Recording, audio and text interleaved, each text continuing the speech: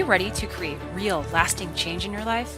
Whether you're looking to make a massive breakthrough in your business, your relationship, your career, your health, or anything else in your personal life, Unleash the Power Within can help you unlock and unleash the forces inside of you and let you create the quality of life you desire and deserve.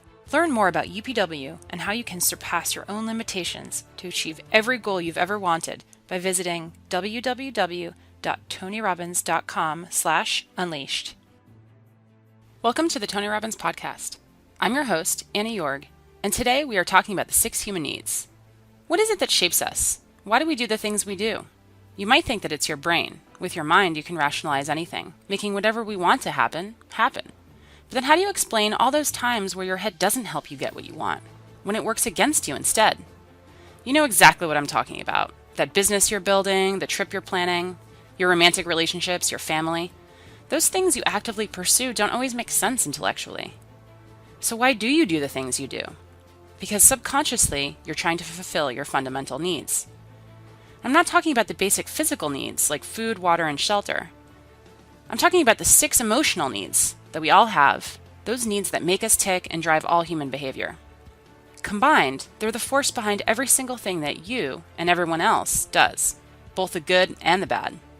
Tony Robbins introduced the 6 human needs over 10 years ago in 2006 at the famous TED conference in Monterey, California. That talk, which was called Why We Do the Things We Do, was one of the first 6 TED Talks ever, and it's now the number 6 most viewed TED Talk of all time. That's right, out of every single TED Talk in history, it's in the top 10. In this episode, you'll hear him go into a deeper discussion about these needs. It's similar to what you would be exposed to if you attend his signature Unleash the Power Within event, and we hope it whets your appetite to attend the next one, coming soon to your area. Whatever people do, they always have a reason. They may not be aware of the reason consciously, but there's always a reason. If someone tries to commit suicide, there's a reason. If someone tries to hurt someone else, there's a reason. If someone is willing to work 18-hour days, there's a reason. If someone doesn't want to work, there's a reason. Now, here's the good news. Having dealt with literally tens of millions of people from hundreds of countries, or more than 100 countries to be accurate, I could be an idiot at this point and have to see there are patterns. There are patterns that'll make you angry and patterns that'll make you sad. There are patterns that'll excite you. There are patterns that'll make you grateful. There are patterns that'll make you completely worried all the time. There are patterns that'll make you feel so absolutely certain you can run through an effing wall. Once you know what the patterns are, you can get rid of the ones that don't work and adopt some of the ones that do more often. And that's a good part of what we're going to do the next few days to give you perspective. But the most important pattern to understand is why people do what they do. So as I told you, I've had a unique gift. I've had the chance to travel the world at this stage of life where literally the world is available to all of us in a few hours. But what I want you to understand is everybody has a reason for what they do, but the good news is there's only 6 reasons. There are lots of different stories, but I can tell you by experience being around the world, there's only 6 reasons. And those 6 reasons are called the 6 human needs. And I'm going to walk you through these. Now, I need you to manage your state for the next few minutes because we're going to go a little deeper on content, but we're going to do it only so in the future for the next 3 days when somebody stands up, you're going to look at them and you're going to go, what's driving them? And I'm going to ask you, which of these needs are driving them? Because once you know what drives somebody, you know how to meet their needs. Or you can predict their behavior and see whether or not they're the right corporate match, personal match, intimate match, because you have to understand it. So what are these 6 needs? They are not goals. They are not desires. If you travel with me around the world, you'll see every culture has different goals. Everybody has different desires, but we all have the same needs. What are they? Number 1 is the need for certainty. Certainty. Now, what the hell is certainty? Certainty is a survival need. We all need to feel certain that we can avoid pain and that ideally we can have some comfort. Why? Because continuous pain would mean continuous damage. Continuous damage eventually means death. So the need for certainty is built into every human being, and I'm going to show you now in the next few minutes, if you stay with me, and I really need you to, so make sure you sit up in your chair and focused on this area, because after this we're going to kick in gear again, but right now you got to take this in. It'll be so valuable, not just for this weekend, but for your life. All human beings have the same 6 needs, so why do we behave differently? Because the only thing different in people is 2 things. We all have the same 6 needs, but we don't value them equally. Some people's certainty is the number 1 thing they value. And if they're certainty-driven and you try to change anything, they freak out. They get fearful or they get angry or they get pissed off because what matters most to them is keeping things the same way where they feel like they're in control. Raise your hand if you follow. That's an example. Some people, they value love much more than certainty. Some people value certainty more than love. So even though they love you, if they don't feel certain, they won't open completely. Right? Just as one example. So the difference in people, we all have the same 6 needs. The difference is which of the top 2 you value most out of these 6. Because these top 2 determine your direction in life. And direction, if you keep moving in direction, it leads you to an ultimate destination or destiny. So we want to understand what your top 2 needs are. And same thing with other people. This weekend, when somebody stands up, often I'll say, what's driving them right now? And I want you to see, within a very short time, 8,000 people from 44 countries will all be saying the same thing. Because it'll be that obvious to you. You'll be a practical psychologist by the time we're done here. So now, if we know what these needs are, and a person values them differently, we also have to find out 2 people could have the same need, but they have a different belief about what it takes to be loved. Or a different need about what it takes to be certain. Some people to be certain need $10 billion. Some people to be certain just need to pray to God. Somebody to be certain need to feel like they have 3 perfect children and they're there every day. Some people that feel certain because I've always figured it out. I don't know what's going to happen, but I know I'll figure it out because I always have. You can get certainty from your past. You get certainty from God. You get certainty by working out intensely. You get certainty by eating food. Too much food especially will put comfort in your body. If you overeat, all the blood goes in your stomach. You start breathing again. So we all need certainty. The only question is, it number 1, 2, 3, 4, 5, or 6 on your list? And the second question is, what does your brain say has to happen to be certain? Some people have certainty that's impossible to meet. The young lady over here who was sitting in the chair before we intervened had a blueprint that's never going to be met. It literally would make her unhappy regularly. So we got to know what needs you're after and what's your blueprint. How many got a feeling at least for what I'm explaining here right now? It makes some sense to you. Say, I. Awesome. So the first need is certainty. How can we meet our need for certainty? We can do it in ways that are positive, neutral, or negative. I can get certainty in a heartbeat if all I want to do is get really pissed off and freaked out about something. When you get angry, do you get certain, yes or no? You better believe it. So some people get angry all the time because it's their way to get certainty in a life that's uncertain. It has all kinds of negative side effects, but it works in the moment. So listen to me now. Most people meet their needs in a way that works in the moment, but not long term. So they feel good for a short time, like a sugar high, and then they drop emotionally, and they got to do it again, whether it's food or smoking or drinking or whatever it is. So you can meet your needs in positive ways, neutral ways, or negative ways. So if I came along here and I said, what's your name, sir? Chase. Chase, I want to make a deal with you. How much do you weigh? 246. We're going to weigh you in 5 minutes. He says he weighs 246. If you're within that range, I'm fine. Here's my deal. I'm going to put $50 million US cash tonight into an escrow account for you. They're going to weigh you. If you lose 50 pounds tomorrow morning by 8:30 a.m., you will receive that 50 million, otherwise they get it back. Can you do it? Yes or no? No? Sure you can. Take off a leg, take an arm. We can get your ass there. There's no question, Chase. Is the goal obtainable? Yes or no? Is it achievable? Is it obtainable? Yes or no? But it's not sustainable, and that's how most people meet their needs. They use a drug or alcohol or food or cigarettes or something to get comfortable, to get certainty back. But the problem is it has side effects long term. Works in the short term, doesn't the long term. Raise your hand if you follow. Say I. So you could get certainty by overeating or smoking or drinking. What happens when you smoke a cigarette? Take a deep breath in and you blow it out nice and long and slow, full exhale. When most of you are stressed, how many have noticed that you either stop breathing or you breathe really shallow? How many have noticed this in the past? So you smoke a cigarette, and in the moment, it meets your need for comfort and certainty. It's killing you, but it works short term. That's how most people live their life. You can get certainty by working out. If you go on a run really intensely, or you go lift weights, and you push yourself, and all that blood starts pulsing through you, do you feel certain, yes or no? And what's the downside? Zero.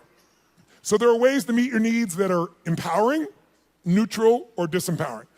The parts of our life we don't like are problems. Why would we keep a problem? We're all capable of solving it. Why would we keep a problem? The only reason you have a problem that's stuck around is because it meets some of your needs. Not all of them, or you wouldn't want to get rid of it. But enough of them that it makes it hard to give up. It's kind of like, who's ever been in a relationship way too long? Let me see a show of hands. And how many knew it was wrong while you were there? Let me see a show of hands. So why the F did you stay there? Because of the uncertainty. Because, well, I'm not thoroughly happy. I'm kind of unhappy, but I might be worse if I was totally alone. What if this is the best one I'm ever going to get and I screwed it up? But what happened was most of you had that feeling, talked yourself back down into the relationship multiple times until one day you hit a threshold where your brain went, it was painful in the past, it's painful in the present, it's going to be painful in the future, I'm out of here. Who's done this before? Say I.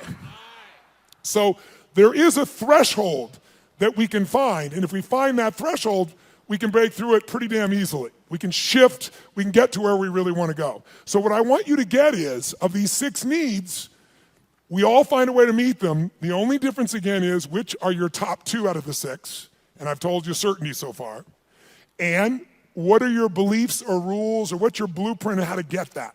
Her blueprint was please everybody, which is impossible, so it won't work. Raise your hand if you follow, okay?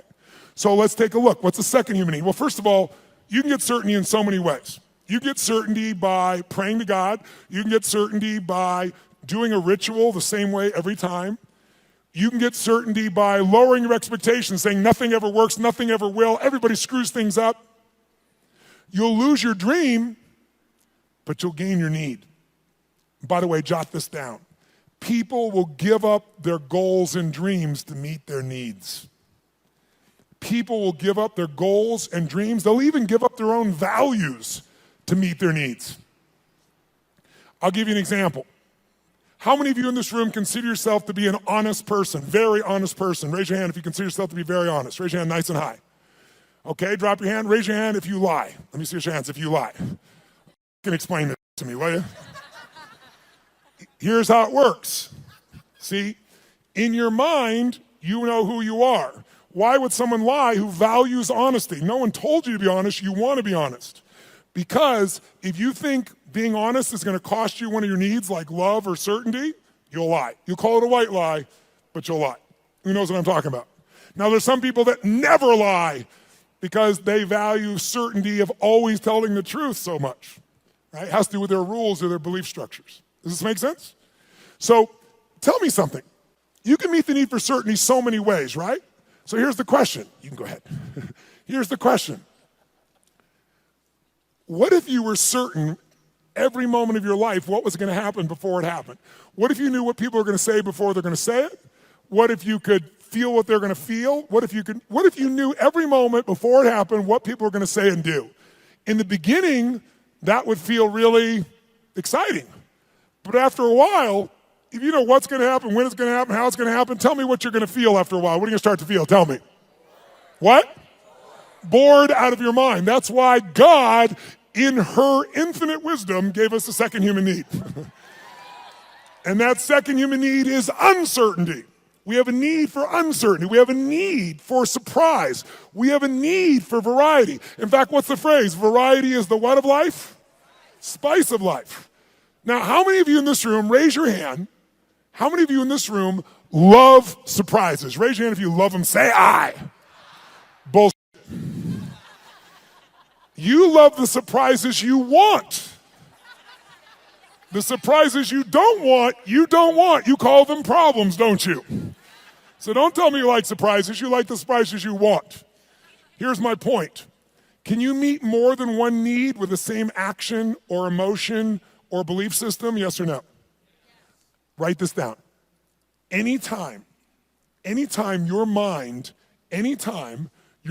perceives that doing something, anytime your mind perceives that doing something, believing something, or feeling something meets at least 3 of your needs, so anytime your mind perceives that doing something, feeling something, or believing something meets at least 3 of your needs, then you will become addicted to that thought, that feeling, that emotion, or that action. You can be positively addicted or negatively addicted, but you're going to be addicted. Anytime your brain perceives that something you believe, do, or feel meets 3 of your needs, you'll get addicted to it. Now, I'm going to show you why this is important. Let's look at 2 needs for a second. Is it possible to meet your need for certainty and uncertainty simultaneously, even though they're opposite needs, yes or no? I'll give you an example. Who here has ever rented a movie that you've already seen? Let me see a show of hands. Get a life. Now, I've done it too. Why would we rent a movie we've already seen? We'd rent it, why? Because we've seen it before, so we're certain it's good, and we're hoping it's been so long we forgot enough that it'll be variety when we watch it again. Who knows what I'm talking about here? Say I. So you can meet both needs, but if you meet 3 needs, you will become addicted to that behavior. Whether it's a good behavior or bad behavior, doesn't matter. It'll be a positive addiction or negative addiction, but you'll be addicted. So let me give you, how do you get variety? You can get variety in positive ways, negative ways, or neutral ways. You can get variety by learning, growing, taking on a new goal, a new challenge. You can get variety through a conversation with a friend. You can get variety by praying to God. There's so many ways to get variety, aren't there? But you can also get variety in negative ways. You can smoke a joint, and maybe that's not a negative way, but it sure will change your state. But it has side effects, right? During that time, you're not going to function maybe at the same peak or understanding. Or some people use other things, cigarettes, alcohol, anything. There's so many ways to get variety. The question is, are your ways positive, neutral, negative, or empowering? How many follow? Because we all have ways of getting that variety, that uncertainty. So here's what I want you to do. 3rd human need is significance. The need to feel unique, the need to feel special. Yes, I hope that picture makes you feel special. Okay? The need to feel unique, special, important. Who has the need to be needed, to feel special, unique, and important? Who do you think has that need? Who has it? Tell me who. What about people who say, I don't want to be special? Do they still want to be special, yes or no? You bet your ass they do. Thou protest too much. Now, they don't want to be so special that you attack them. They might want to stay undercover, so to speak, but they still want to feel special. They want to feel unique. They want to feel needed. They want to feel important. So there are lots of ways to feel special. You can do it by working your ass off, taking huge risks and achieving something to feel special, or you can tear down everybody else that's trying to build something. Because there's 2 ways to have the tallest building in town. One is work your ass off, take risks, build the tallest building. The other one is blow up everybody else's building. And by the way, which one's faster, which one's easier, which takes less intelligence and less money? Tearing shit down. It happens faster. So that's why we've always had violence, and we always will unless there's a consciousness change. If I live in a tough part of the community, I'm in the hood, and you can walk through my community and you don't notice me, and I feel insignificant, I might take things into my own hands to feel significant. If all of a sudden I put a gun to your head, tell me on a 0 to 10 scale, how certain am I you're going to respond to me now when I put that gun to your head, 0 to 10? 10 is absolute, 0 is not at all. Where would you put it? Quick. Yeah, 100. Is it true? But also, when I put my gun to your head, how significant am I to you in your life, even if you didn't know me a minute ago? If I got a gun to your head, how significant am I, 0 to 10? 100. I'm the most significant thing in your life, and a moment ago you didn't know I existed. And I don't need any intelligence, I don't need background, I don't need education, all I need is a gun and the will to do it. Oh, by the way, just in case there's not enough there to be an addiction, when I put that gun to your head, every time that happens, it's going to be a different game. I know you're going to respond to me, I know I'm significant, but what you're going to say and do is different, so I get variety. So you meet 3 needs, but violence doesn't end there. Because the 4th human need is connection and love. And most people are too afraid to love because they've loved and been disappointed, or they've loved and then lost the love, and it was so painful that now they settle for the crumbs of connection because that's safer. So it's a form of the need, but a low level of the need, but it's still part of the need, and we got to meet it. So if you're going for connection and love, if I cut my gun to his head, on a 0 to 10, I'm a 10 of certainty, I'm a 10 of significant to him, I'm going to have a ton of variety. But are we also connected in a sick way, but deeply connected in this moment? Yes or no? On a 0 to 10, how much connection is there between our lives at this moment when I put the gun there? 100. How many follow this? Say I. So violence meets 4 of the human needs, and that's why we've always had it. That's why ISIS exists. That's why people do the stupid things they do, as they do it to try to meet their needs. The biggest cause of violence, though, if you'll notice, is 95% of the time when it's a terrorist, it's a male. Why is that? Because in the human nervous system, if you're masculine, testosterone is probably large in you. Whether you're a man or woman, if you're more masculine, you got a lot of testosterone. Testosterone is about dominance. It's about significance. It's about domination. And the higher that is, the more they want it. If they look at their life and they're not dominating, and they get really frustrated, they'll do a final act. Men will die for significance. Women will die for love. Now, some men will die for love too, so you know. But biochemically, a female is wired to be able to nurture and to support human beings. We wouldn't exist if it wasn't for every woman in this room, because we all came through one and we wouldn't exist. There's no man that can make this happen. But the women have, and the reason is because they have that connecting power as their strength. Now, can any man become more love-driven? Yes. Can any woman be more significance-driven? Yes. But our biochemistry leads us that way, which is why a terrorist will come up and do what they're doing and kill someone, because all they give a shit about is domination, is that I'm significant. And they want certainty in a world where they feel uncertain. And they want variety in a life that is incredibly boring in the middle of the fucking desert where there's nothing. And no one's working, where you got 30% of the population unemployed. What am I gonna do, work at McDonald's or go kill people? Kill people feels more exciting right now. How many follow what I'm talking about here? Say aye. Now, can you get significance in positive ways? Of course.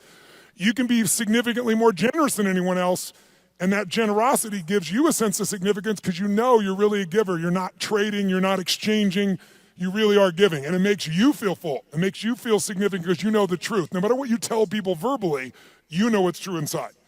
And no one can mess with that. You can get significance by the way you dress. You can have significance by having more tattoos and earrings in more locations than any of us want to know. But the bottom line is you can know more about box scores and sports to be significant. Everyone finds a way to be significant. Most people find a way to be significant by having a significant problem. Why? Because if I'm really successful, you might like me for a while, but after a while, most people get annoyed with someone who's always happy and successful. Easy for you! Who knows what I'm talking about here? Raise your hand, right? But if you got big-ass problems, who's going to be upset with you? You're not competing with them. So you have huge problems, you go, oh, I understand. But if you're doing really well, it's like easy for you. So most of us unconsciously learn to create big problems as a way to connect because it's the safest way to connect and not be rejected. Some of you do it like she does by trying to please everybody all the time. Thinking if I please you enough, then you'll come to me. You'll give me what I'm really wanting too, which is what she wants. But it doesn't work that way. It works sometimes, but not all the time, and not even the majority of the time. How many follow here? Say aye. So we have what needs so far? Number one is, nice and loud, number one is certainty. Certainty you can be comfortable. You can avoid pain. You can survive. You can be comfortable. Second human need is the need for uncertainty. Also need for variety or surprise. What's the third human need? The need for to feel unique, to feel special, to feel important. Who has that need? Who has that need? Everyone. And the fourth need is the need for connection, and most people settle for connection because love is too scary, because they loved and it was so wonderful and it went away and they don't want that pain anymore. So they want love, but they settle for connection. So if you can't get love or connection anywhere else, buy a dog. Don't get a cat, they're independent, get a dog. Is it true? You can be the dumbass owner, you can not even feed them, you can leave for 5 hours, you can leave for 5 minutes and it's like you've been gone for 6 months, they're so excited, right? So anyone can feel connection and love. You can do it through prayer, you can do it through good gifts, you can do it by dressing special, you can do it by having big problems. The only question in life is not whether you're gonna meet your needs. The only question is how. And is it obtainable or sustainable? Is it empowering, neutral, or negative? And if you want to change your life, willpower never lasts. But when something meets more of your needs, it's effortless. If you want to know what the biggest addiction is in our culture, it's not alcohol, it's not some form of prescription drug, it's not an illicit drug, it's problems. Because problems allow us to try to deal with our deepest fear that we're not enough and we won't be loved by saying it's not me, it's this problem. It's just I have ADHD, It's just that I've been through this. So most people meet their needs through problems. Unfortunately, they don't meet their deepest needs, because up until now, we've described the first 4 needs, which are the basic needs of your personality. But everyone, by the way, finds a way to meet these first 4 needs. Even if you have to lie to yourself, if you got to work 20-hour days, you will find a way to meet your need for certainty, uncertainty, significance. Even if it's just you have worse problems than anybody else, connection to yourself, you will find a way. But the final 2 needs are the needs that create fulfillment, and they are the spiritual needs, not religious, but spiritual. The 5th human need is growth. We've already said it. We grow or we what? There's no way around it. If your business isn't growing, it's dying. If your relationship isn't growing, it's dying. There are no plateaus in this life. Who's with me here? Say I. So growth is life. And if you want a 1-word key to happiness, I'll give it to you right now, because it's real obvious having worked with millions of people. Progress equals happiness.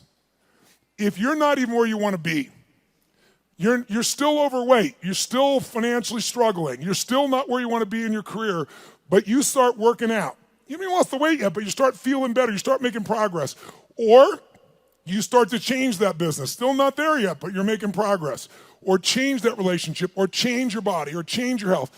Anytime you start making progress, your happiness will go through the roof. Anytime you achieve things and you don't set up something new to go for quickly, you'll lose momentum, and in a short time you won't be so happy. Because the law of familiarity will come in, and this thing that once was this big dream will now just be something that you're used to. So the purpose of a goal is not to get the goal. The purpose of a goal is who we become to achieve it. What you get will never make you happy. Who you become will make you very happy or very sad, depending upon how you approach it and what you do with your life. So our approach here is we want to grow. And then the 6th human need is the need for contribution, the need to step out of ourselves. See, how many of you in this room, when something great happens, how many of you can't help yourself, you immediately want to share that with somebody you love? How many immediately that's your first thought? Say, I. Why? Because you can only feel so much yourself. I don't care if it's sex, drugs, rock and roll, whatever it is, there's only so much pleasure you can internally have. You want to share that concert with someone. You want to share that experience with someone, because by sharing it becomes more. It's more than just you. Growth and contribution are our 5th and 6th needs. They are our spiritual needs. They are the needs that fulfill us. Everybody finds a way to feel somewhat certain, some variety, some significance, even if they got to tear people down, some connection. But very few people grow continuously and contribute continuously, which is where all the joy is. How many follow here? Say I. So we're going to make a couple distinctions. But first of all, can you meet somebody and in a few minutes start to pick up which needs might be driving them most? Yes or no? Yes or no? Of course you can.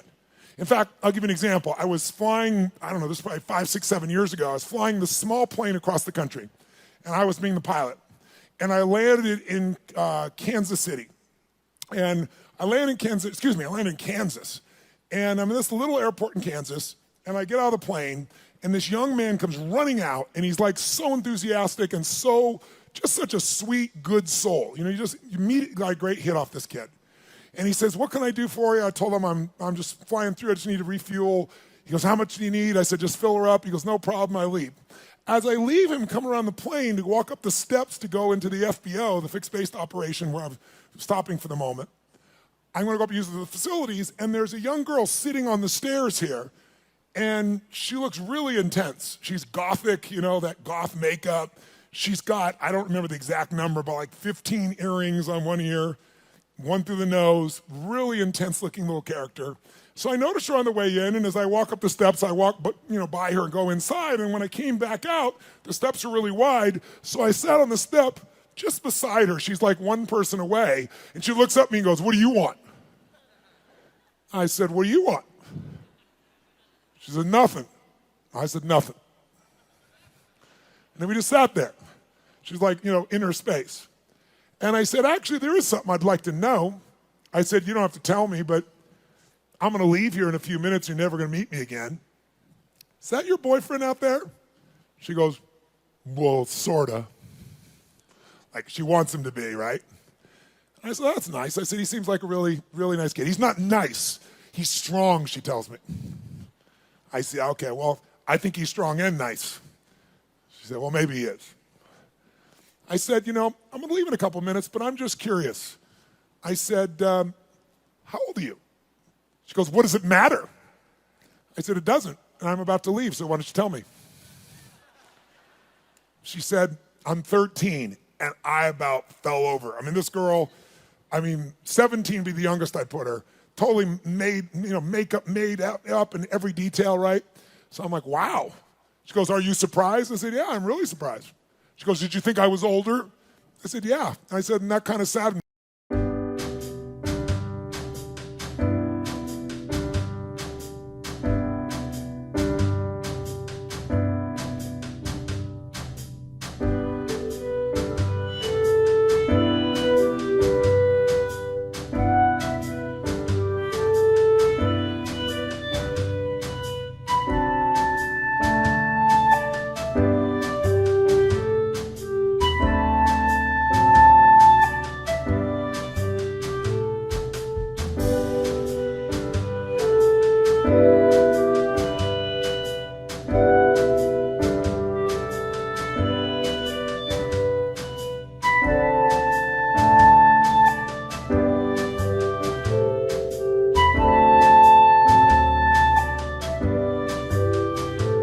Me a little bit for you. She said, what? I said, I don't know. I said, I'm curious. I'm going to leave here in a few minutes. And she goes, you're curious about a lot of things. I said, I am. I said, how come, and I'm making up the number, it may have been 13, but it was more than 12. How comes 13 or 15 earrings? And she says to me, because everybody else has 5. Now, if I don't tell you anything else about this young lady, what would you say is the number one need that's driving her at this stage of her life right now? Nice and loud, go. Which one, nice and loud? How many said significance? Raise your hand. Absolutely right. You can see it easily. But people are driven by more than one thing. And as I'm watching her in this really tough-ass approach and thinking about how she's adapted to be unique and significant, I look down and I see she has a keychain, and it's a Tigger keychain. You know Tigger, the Disney character, Winnie the Pooh Tigger. And I go, cool keychain. And she goes, yeah. And all of a sudden I saw a little girl there for a second. And I said, Tigger, I said, where'd you get that? She goes, well, my dad got it for me. And she, all of a sudden, there's a 13-year-old girl there. It's totally amazing. And I said, really? She goes, yeah, I really love Tigger. I even have Tigger curtains, and I have a Tigger sheets. It's embarrassing, but I love Tigger. So tell me something. This woman's need, she meets her need for significance by doing what? Being gothic, being different than everybody else, 15 earrings, tough ass, makeup. But she's still a little girl, and she has another need called certainty and comfort. And where does she get that? Tigger and her dad. And you can see it right there in front of you. After this weekend, you will never see the world the same way if you stay awake. Instead of seeing people's behaviors, you're going to see their attempts to meet their needs.